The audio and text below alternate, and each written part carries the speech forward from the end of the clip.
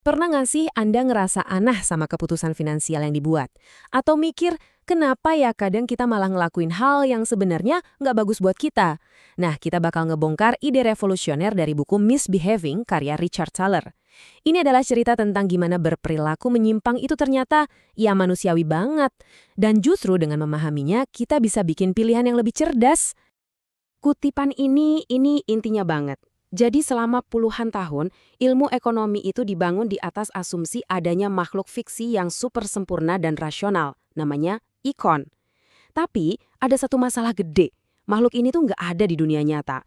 Dunia nyata ini isinya ya kita-kita ini, manusia, dan cerita ini adalah soal pertarungan antara dua dunia itu. Oke, jadi biar kita paham evolusinya, kita kenalan dulu yuk sama penghuni dunia ekonomi tradisional, makhluk yang sangat-sangat istimewa ini. Mari kita bedah dua spesies ini. Di satu sisi ada Ekon, makhluk super rasional dari buku teks, kayak Mr. Spock gitulah. Mereka selalu mikir optimal, nggak punya bias, pokoknya logis banget. Nah, di sisi lain, ya ada kita, manusia, kita punya perasaan, suka pakai jalan pintas buat mikir, dan yang paling penting, kita sering bikin kesalahan yang polanya itu tuh aja, dan bisa ditebak. Ekon itu teori, kita ini realitanya. Nah, disinilah pahlawan kita masuk ke cerita. Namanya Richard Thaler, seorang ekonom yang mulai curiga sama sesuatu yang aneh.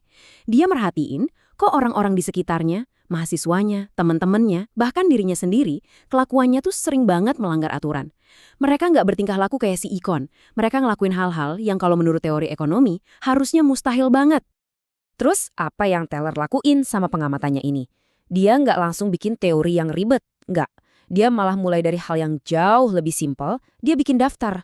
Iya, beneran, sebuah daftar yang isinya semua kelakuan menyimpang kita. Hal-hal konyol yang kita lakuin yang sama sekali nggak masuk akal buat si Ekon. Yuk kita coba lihat salah satu pengamatannya. Coba deh perhatiin pertanyaan ini. Secara hitung-hitungan, harga akhirnya kan sama persis, ya kan? Seorang ekonom sih bakal cuek aja. Tapi buat kita, manusia, wah rasanya beda banget. Coba opsi mana yang bikin Anda ngerasa lebih enak? Kemungkinan besar Anda lebih suka dapat diskon daripada kena biaya tambahan. Nah, pertanyaannya, kenapa ya? Nah, perasaan Anda itu ada namanya loh efek kepemilikan atau endowment effect. Konsepnya simple banget. Kita ini lebih benci kehilangan sesuatu daripada rasa senengnya waktu dapetin sesuatu. Membayar biaya tambahan itu rasanya kayak duit kita diambil, sebuah kerugian. Sementara kalau nggak dapat diskon, rasanya cuma kayak gagal dapat untung. Dan buat otak kita, rasa sakit karena kehilangan itu efeknya bisa 2 kali lipat lebih kuat daripada senengnya pas dapat untung. Oke, kita lanjut ya ke kelakuan menyimpang berikutnya dari daftar Thaler. Yang satu ini saya jamin kita semua pernah ngalamin.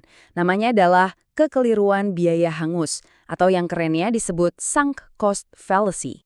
Seorang ekon itu tahu kalau uang yang udah terlanjur keluar dan nggak bisa balik lagi, ya udah, nggak usah dipikirin buat nentuin keputusan selanjutnya. Tapi kita, manusia, aduh kita ini paling gak suka ngerasa sia-sia.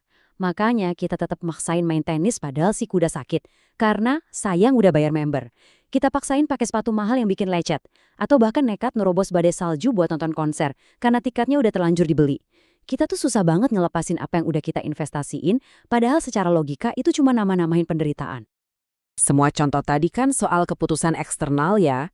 Tapi gimana soal perang yang terjadi di dalam kepala kita sendiri? Yuk, kita bahas soal pengendalian diri. Tyler punya cerita lucu nih. Waktu lagi ada acara di rumahnya, dia nyajiin semangkuk kacang mete. Semua tamunya nggak bisa berhenti ngemil, padahal bisa-bisa nanti nggak nafsu makan malam. Jadi Tyler ambil mangkuk itu dan dia umpetin di dapur. Reaksi tamunya, mereka malah berterima kasih sama dia. Aneh kan? Kenapa kita justru senang waktu sebuah pilihan dihilangkan dari kita? Jawabannya ada di pertarungan dua diri di dalam kepala kita. Ada sang perencana, ini sisi kita yang mikirin masa depan. Dia yang pengen kita nabung, makan sehat, dan bangun pagi. Tapi ada juga sang pelaku yang hidup cuma buat saat ini.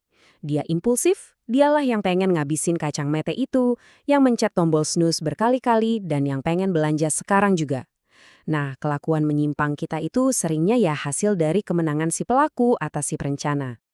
Terus, seberapa kuat sih si pelaku ini? Di eksperimen marshmallow yang terkenal itu, anak-anak dikasih pilihan. Satu marshmallow sekarang, atau dua kalau mereka mau sabar nunggu. Waktu marshmallow-nya ditaruh persis di depan mata mereka, rata-rata anak umur 4 tahun bisa nahan berapa lama? Jawabannya, cuma 1 menit. Godaan yang ada di depan mata itu emang hampir mustahil buat dilawan. Jadi solusinya gimana dong? Kabar baiknya, kita nggak sepenuhnya tak berdaya. Justru karena kita sadar ada konflik internal ini, kita bisa mulai bikin strategi. Si perencana di dalam diri kita cuma perlu lebih pintar, cari cara buat ngakalin dan ngebatasin si pelaku yang impulsif, biar tujuan jangka panjang kita yang akhirnya menang. Nah, ini yang membawa kita ke bagian paling serunya.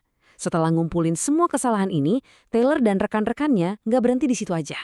Mereka mulai pakai pemahaman ini buat menciptakan solusi di dunia nyata yang benar-benar ngebantu orang.